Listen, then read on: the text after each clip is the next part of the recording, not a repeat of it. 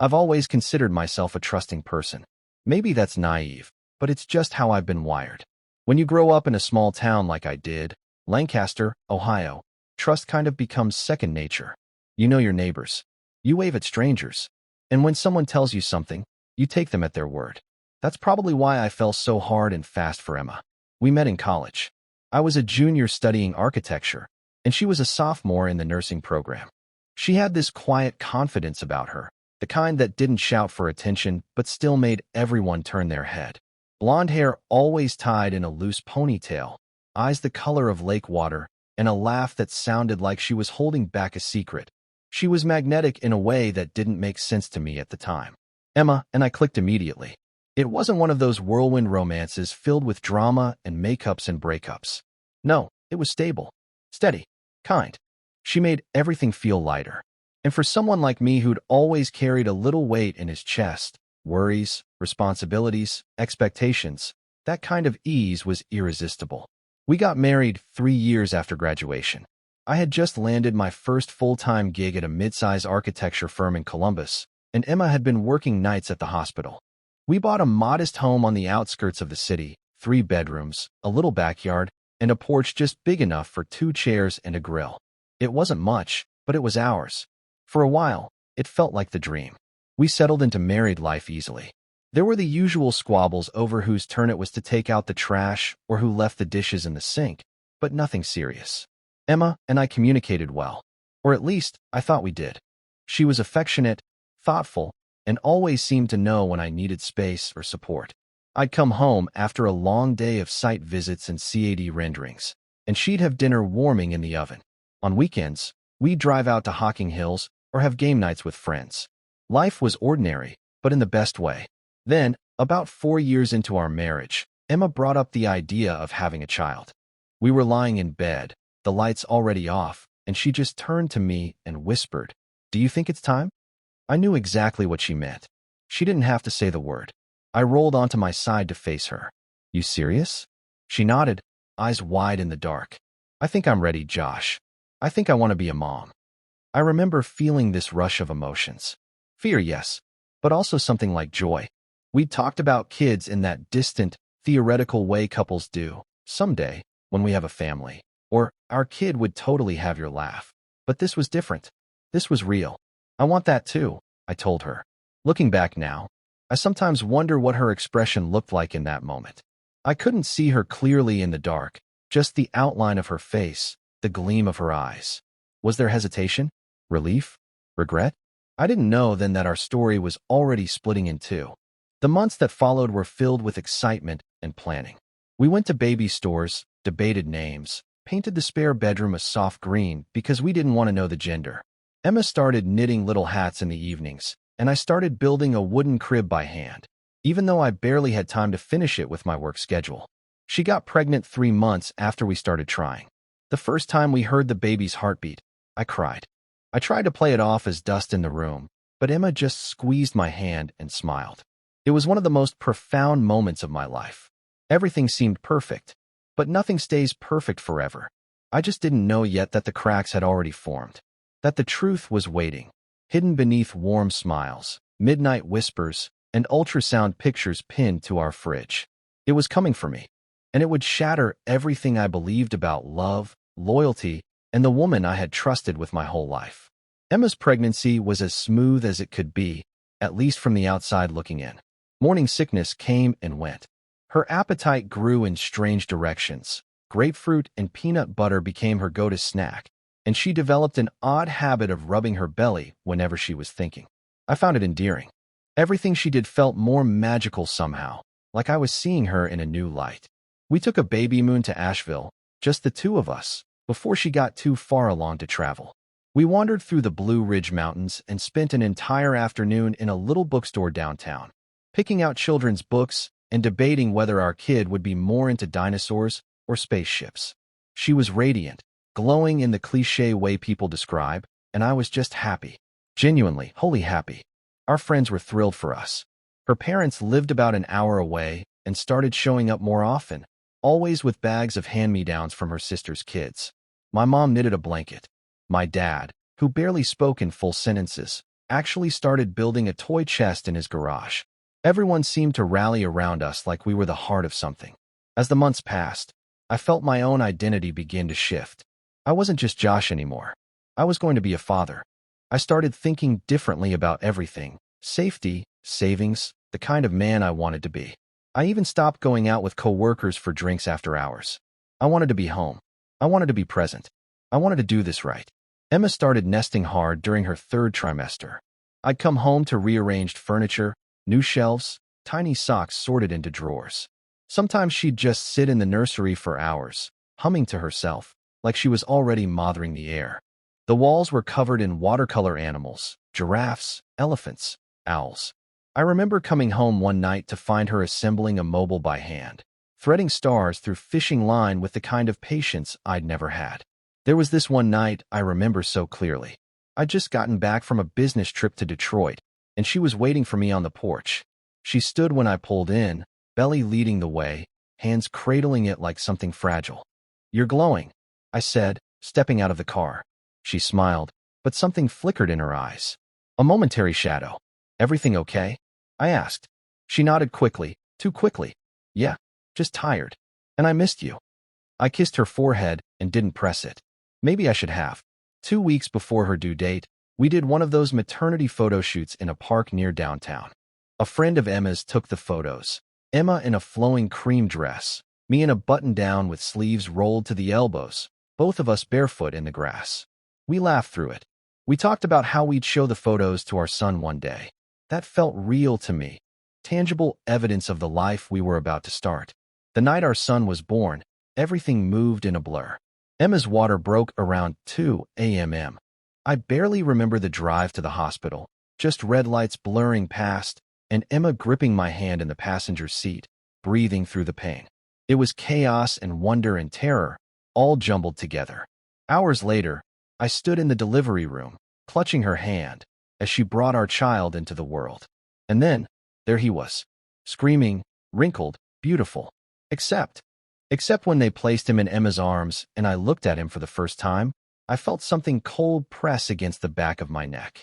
Our baby had dark skin. Not just a little. Not the "he'll lighten up" kind of tone. His complexion was unmistakably darker than either of us. His hair, even damp and fine, held a texture that didn't come from either of our families. I blinked, tried to rationalize it. Maybe he just looked different in the lighting. Maybe there was some recessive gene, something from a grandparent I didn't know about. Genetics were weird, right? But the nurse, who had been all smiles, paused ever so slightly when she handed him over. And Emma didn't meet my eyes. Not then. Not as she cradled him. Not as she whispered his name, Caleb. I told myself I was being ridiculous. That stress and adrenaline were messing with my head. That love was what mattered, and this was my son. But as I stood there beside her, looking down at this tiny boy who didn't look like me, a question began to burn quietly in the back of my mind. A question I wasn't ready to ask. Not yet, but soon. The days after Caleb was born were filled with the usual flurry of hospital noise. Nurses coming in and out, vitals being checked, meals dropped off and half-eaten. Visitors filtered in, offering balloons and stuffed animals and tired congratulations. My parents came, and so did hers. Everyone cooed over Caleb, took turns holding him, and said the usual things about how much he'd grown already. No one said a word about his complexion, not even a curious glance. I told myself it was in my head, that people were just being polite, that it wasn't as strange as it felt. But the unease kept gnawing at me. I caught my own mother pausing as she stared into the bassinet.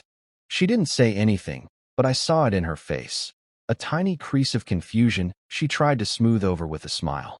Emma's dad, too, lingered a second longer than he needed to when he leaned down to kiss Caleb's forehead. No one said it, but I knew they saw it too. When we got home from the hospital, the silence between Emma and me thickened.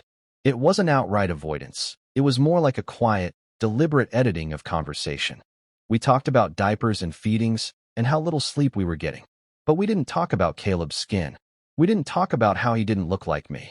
We just moved around each other like actors in a play, reciting the lines we were supposed to say.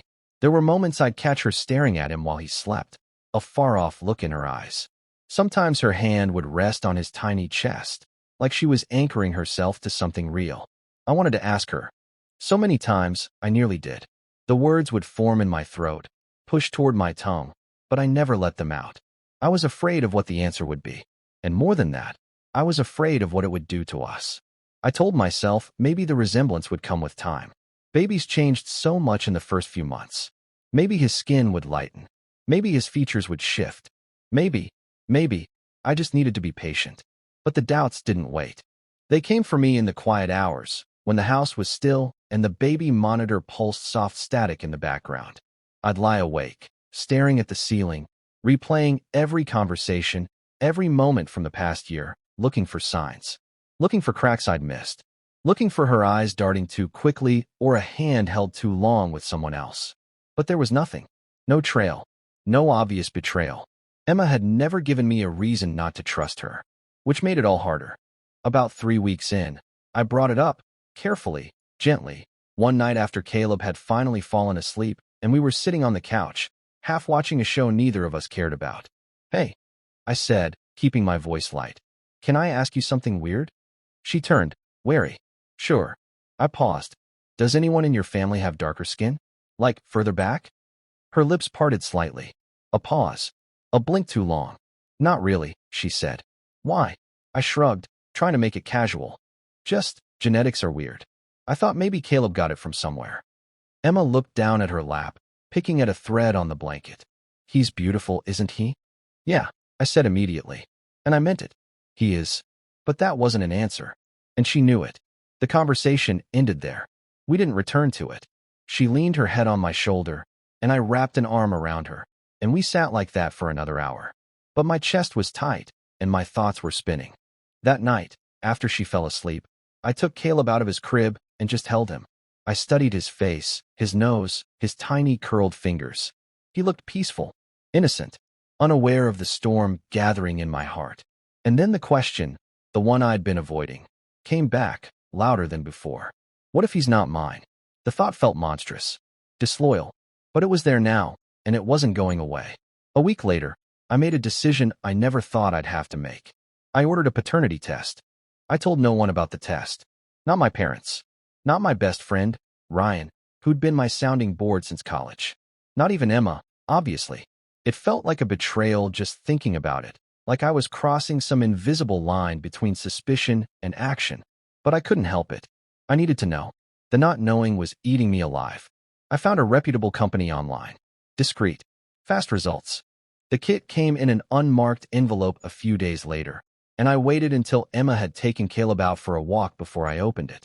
It was surreal, following the instructions like I was assembling IKEA furniture, except what I was building wasn't a shelf. It was the truth. I swabbed my cheek. Then I swabbed Caleb's.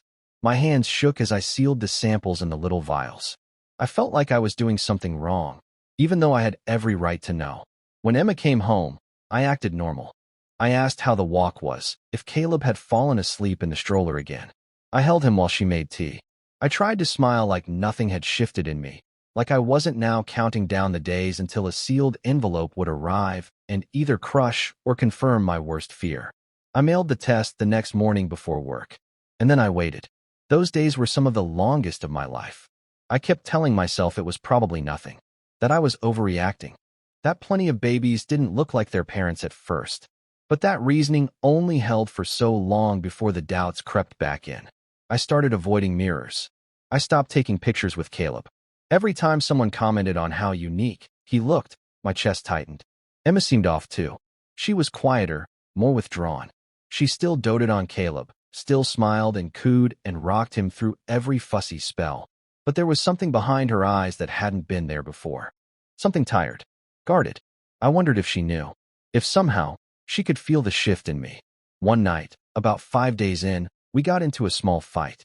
Something stupid, laundry, I think. But it escalated fast, both of us snapping a little too hard, and then just going silent. She went to bed early. I stayed up and stared at the blank TV screen, thinking about how strange it was to feel lonely in a house that was full of life. I started noticing other things too. She was checking her phone more often. She'd startle slightly if I came into a room unexpectedly. When I mentioned maybe visiting her parents for the weekend, she hesitated. "Let's wait a bit," she said. "Things feel too delicate right now." That word, delicate, echoed in my head for hours. 2 days later, the envelope came. It was plain, just like the kit had been. No logo. No return address. I took it into the garage. I sat on the old bench by the work table where I'd built Caleb's crib, the wood shavings still dusting the corners. My hands trembled as I opened it. There was no dramatic language. No drawn-out explanation. Just a single page. A line of numbers. And one sentence. Probability of paternity, 0%. I didn't breathe for a full minute. Then I read it again. And again. And again. It didn't change. The paper crinkled in my fist as I squeezed it. And for a moment, I couldn't even think. My ears rang. My vision blurred. He wasn't mine. The baby I'd held. Federal rocked to sleep. The boy I'd imagined teaching how to ride a bike. The son I'd cried over in a hospital room filled with light and love. He wasn't mine. I didn't cry. Not right away. I just sat there, staring at the wall, while everything I thought I knew about my life started to unravel. Later that night, I tucked the page inside my desk drawer, underneath a stack of old utility bills. I didn't confront Emma. Not yet. I needed to be sure I could handle what would come next. I needed to hear the truth from her lips. And I needed to know one more thing. Who was his father? And why had she chosen to lie? The next few days felt like walking through a dream I couldn't wake up from. I went through the motions, feeding Caleb, folding laundry, pretending to be immersed in work calls, but I was somewhere else entirely. Every time Emma spoke, her words felt distant, like they were echoing from the other side of a wall I couldn't break through. I was studying her now, not loving her. Watching the way her voice tilted when she said my name. How often she blinked. How she never asked how I was doing anymore. One night, we were both in the kitchen. Caleb was napping, and I was chopping vegetables while Emma stood at the sink rinsing bottles. The TV was on in the background, playing softly, some crime drama neither of us cared about. And out of nowhere, I said it. I got a DNA test. She froze. Her hand stopped moving. Water continued to run over her fingers, but she stood motionless. I didn't move either. I just watched her. Slowly, she turned off the faucet, turned toward me. Her face was pale, eyes wide, lips slightly parted. "What?" she said, almost whispering. I put the knife down carefully. For Caleb, I had to know. She didn't say anything for a moment. Then she lowered her head, resting both palms on the edge of the sink like it was the only thing keeping her upright. "I didn't mean for this to happen," she said. And just like that, the truth was out there. No more denial. No more pretending. My chest tightened, but I didn't yell. I didn't slam anything. I just waited. "Tell me," I said quietly. "Tell me everything." Emma slid down to the floor, knees pulled to her chest. I stayed standing. "It was one time," she began. "Just once. I swear to you, Josh, it wasn't a thing. It wasn't an affair. It was a mistake." I didn't say anything. I let her talk. "It happened after your cousin's wedding. You remember? Last summer, in Cincinnati. You stayed back for work, and I went alone. You encouraged me to go." I remembered. I'd had a last-minute project deadline. She'd said she didn't mind. She even texted me selfies from the reception, smiling in her dress, dancing with old college friends. "I ran into someone at the hotel bar," she continued, her voice cracking. "His name was Marcus. We talked. We had a few drinks. It wasn't planned. I was lonely. That sounds pathetic, I know, but you'd been so busy, and we hadn't connected in weeks. I felt invisible." She was crying now, softly, into the sleeves of her sweatshirt. "I hated myself afterward," she said. "I wanted to pretend it never happened. I didn't even know I was pregnant until 6 weeks later. And by then, it felt too late." I leaned back against the counter, staring at the floor. My body felt hollow, like someone had scooped everything out. "You should have told me," I said. "I know," she whispered. "Why didn't you?" She looked up at me, eyes swollen and red. "Because I saw how excited you were. When I told you I was pregnant, the way you lit up, I couldn't take that away from you. I couldn't bring myself to ruin what we had. But you did." She winced like I'd hit her. "I'm sorry, Josh," she whispered. "I am so sorry." We sat there in silence, the hum of the refrigerator filling the room. Finally, I asked, "Have you talked to him, Marcus?" She shook her head. "I don't even know how to reach him. I don't even have his last name." The weight of that hit me like a second punch. So Caleb's biological father was a stranger. A ghost in a hotel bar. A name and a mistake. "Did you ever think about telling me the truth before now?" I asked. She hesitated. Every day? But once I saw you fall in love with the idea of being a dad, I couldn't bring myself to destroy it. But it wasn't real, I said. It was real to me, she whispered. Watching you with him, I knew you'd be the best father. I still know that. I turned and walked out of the kitchen, down the hall, and into the nursery. Caleb was still asleep in his crib, breathing softly, his fingers twitching like he was dreaming. I stood there for a long time. He wasn't mine, but he was here. He was real. And now, I had to decide what came next. The morning after Emma confessed, everything looked the same, but nothing felt the same. I made coffee like I always did. Caleb cried like he always did. The house filled with the usual hum of domestic life. But beneath it all was this steady, sharp silence that made everything feel staged. We moved around each other like people miming a routine they no longer believed in. Emma didn't say much. Her face was puffy from crying. I caught her watching me sometimes, but she didn't try to start a conversation.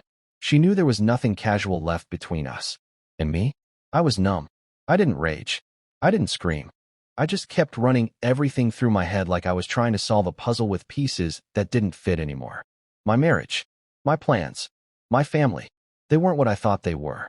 They were something else now. Something broken. I spent most of that day with Caleb.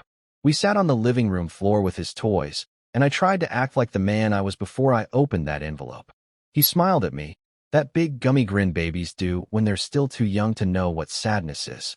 And in that moment, something hit me. None of this was his fault. He didn't ask to be born. He didn't ask to be caught in someone else's mess. He didn't know he wasn't mine, not biologically. All he knew was that I was the one who fed him, changed him, rocked him back to sleep when his cries echoed down the hallway. I was the only dad he'd ever known. The realization made my throat tighten. I picked him up and just held him for a long time. His little hand rested on my chest, fingers grasping at my shirt. I loved him. That was the hardest part. I couldn't pretend otherwise. But I didn't know if I could stay. That evening, after Caleb went down, I finally sat across from Emma at the dining table. The same table where we'd once laughed over burnt lasagna and planned vacations we never took. Now it felt cold. A negotiation table, not a home. I need space, I said. Emma nodded, swallowing hard. I figured. I'm not making any decisions yet. But I can't just pretend things are okay. I know. I'm not walking out on him, I added. I don't know what this means long term, but I'm not abandoning him. Tears welled up in her eyes again. You're a good man, Josh. I shook my head. I don't feel like one.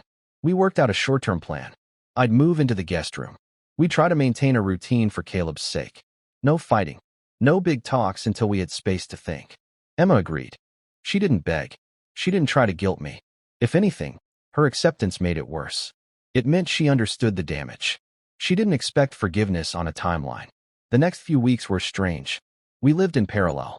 I went to work, came home, helped with Caleb. Emma took the night shifts. We passed each other like co-workers at a job neither of us applied for. Some nights, I heard her crying through the thin wall between our rooms.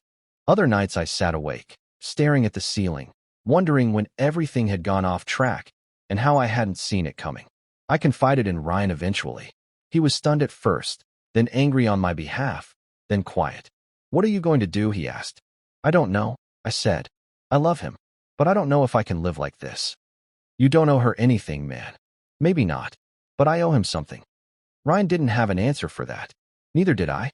One Saturday, I took Caleb out on my own for the first time since the truth came out. Just a walk to the park.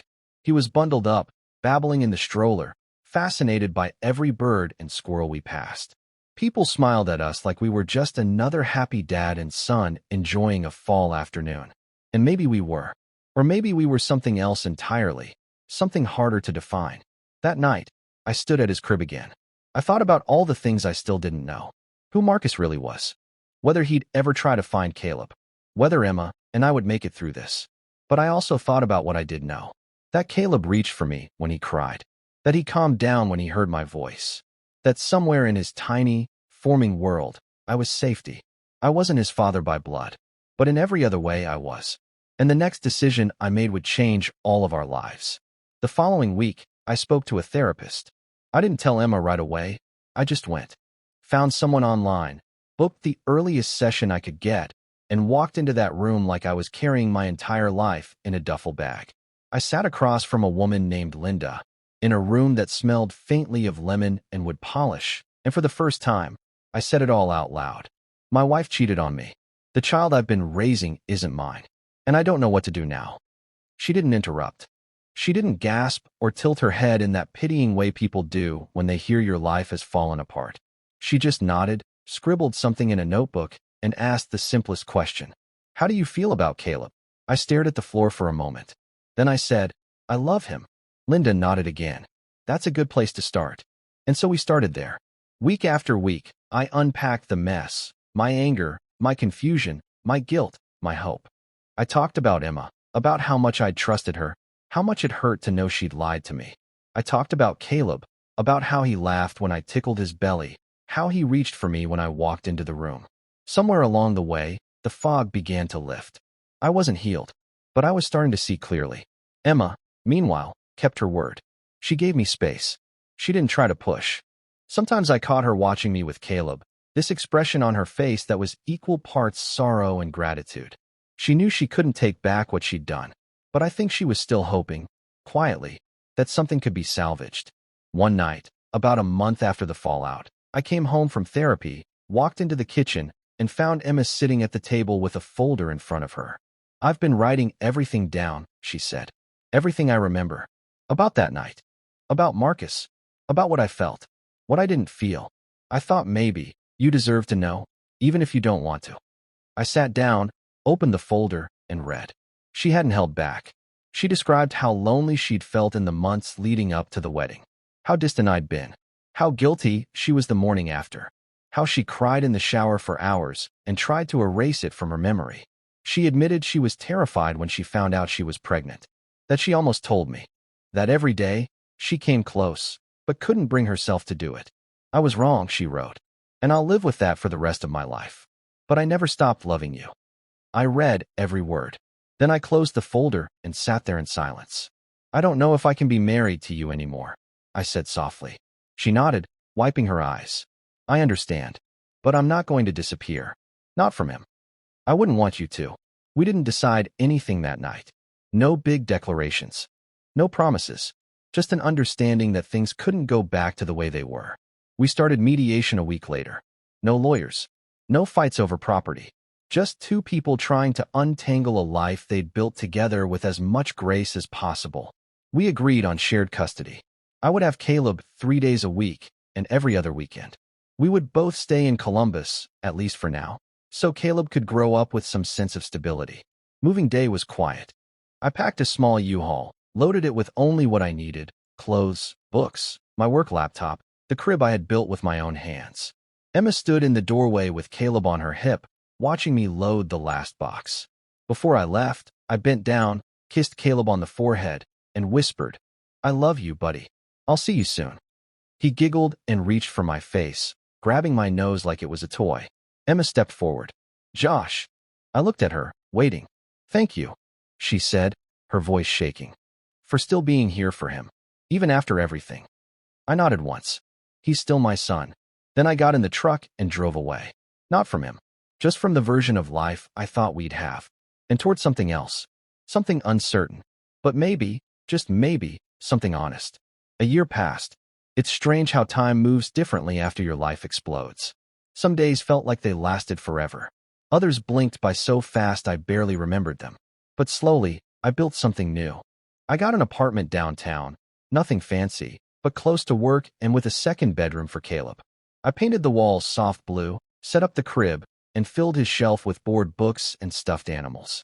Emma helped decorate. We were still figuring out how to be whatever we were now.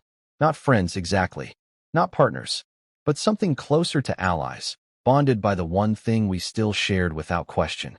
Caleb. He grew fast, started crawling, then walking. His laugh became louder, his words clearer. He called me Dada, without hesitation. Every time I picked him up from my days, he'd come running with his arms outstretched, like nothing else mattered. And maybe, in those moments, nothing else did. Emma and I maintained a routine. No drama, no blame, just parenting. We went to Caleb's pediatrician visits together. We planned his birthday party together. We took him to the zoo on weekends, the three of us moving like a family that almost was, but now lived in the echo of what could have been. People asked questions sometimes. Strangers assumed we were still married. Others, who knew part of the story, offered opinions, some supportive, others judgmental. But we ignored all of it, because they didn't know the whole truth. Not yet. That truth came one night when Emma called me unexpectedly. "Can you come over?" she asked. "I need to talk to you. It's about Marcus." My stomach sank. I drove over immediately. She met me at the door, holding a manila envelope in her hand. "I didn't tell you everything," she said. "About that night." I didn't respond, just waited. She opened the envelope and handed me a photo. It was old, clearly printed from a phone. It showed Emma at the hotel bar, smiling, drink in hand, and beside her was a man. Tall, dark-skinned, familiar in a way I couldn't place. "That's Marcus," she said. I looked closer, and then it hit me. My stomach turned. I didn't know him. His name wasn't Marcus. It was Derek. We'd gone to college together. We were in the same dorm freshman year. We hadn't been close, but we'd run in similar circles. He'd even come to our wedding. "You knew him?" I asked, voice barely above a whisper. She nodded, ashamed. I lied. I said it was a one-time mistake with a stranger because I thought it would hurt less than the truth. The room spun slightly. "I don't understand," I said. "Why?" Emma sat down, trembling. "Because it wasn't just one night. It happened twice. Once at the wedding, and then again, a few weeks later. I didn't plan it, but I let it happen." I sat down across from her, pulse pounding in my ears. "He messaged me after the wedding," she continued. "I didn't answer at first, but then, I did. I was still lonely, still lost, and I was stupid. So stupid." I stared at the photo, the pieces falling into place. "He knew," I said. "Derek knew." "I think so," she said. "But he moved out of state shortly after. I haven't heard from him since. I don't know if he'll ever come forward." I leaned back, exhaling sharply. The betrayal that I thought I had already processed deepened. This wasn't a one-time slip in a moment of weakness. It was a choice, a repeated one. "So all this time," I said. Emma nodded. "All this time, I let you think it was something it wasn't, because I didn't want to lose you. But you did." Tears streamed down her face. "I know. I didn't say anything for a long time. The photo sat between us on the coffee table like a wound. But then I thought of Caleb. His laugh, his arms around my neck, the way he ran to the door when I arrived. The boy who didn't choose any of this, but who had given me more purpose than anything else ever had. I still love him," I said. "None of this changes that." Emma nodded through her tears. "And you and I will never be what we were," I said. "But we'll do right by him. That's all that matters now." She covered her face, sobbing. I stood, picked up the photo, and slid it back into the envelope. Then I walked into Caleb's room, where he was napping in the crib I built. I brushed his hair gently with my fingers and sat beside him. I don't know what kind of man Derek was. I don't know if he'll ever reappear. But I do know this. I am Caleb's father. Not by blood, but by choice. And that's the truth I choose to live by.